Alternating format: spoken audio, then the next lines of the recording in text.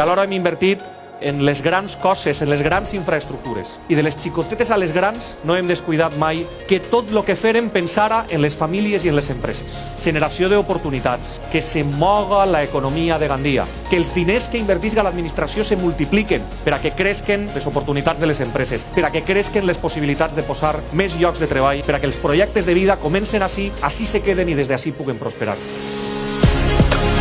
I sabeu què és el més important a la vegada de tot això?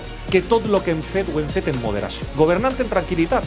Lo bo d'esta ciutat és que totes les persones importen. Jo aspire a que esta vegada me voten tots, perquè sabeu què mos diuen? Mos heu retornat la il·lusió per la política i mos heu retornat la il·lusió per Gandia. I així en el Raval anem a tindre el primer hospital infantojuvenil de la Comunitat Valenciana. Vos puc anunciar que avui mateixa s'han adjudicat les pistes poliesportives al costat del pavelló del Raval.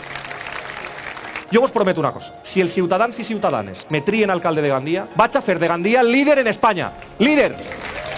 Que xafeu el carrer, que parleu per mi, que demaneu per mi la confiança i per els meus companys de candidatura, que se mobiliseu, que mos doneu una àmplia majoria per a guanyar. Feu que guanye cada persona, feu que guanye cada projecte de vida, feu que guanye cada família, feu que guanye Gandia i feu que guanyem junts. A guanyar! Gràcies!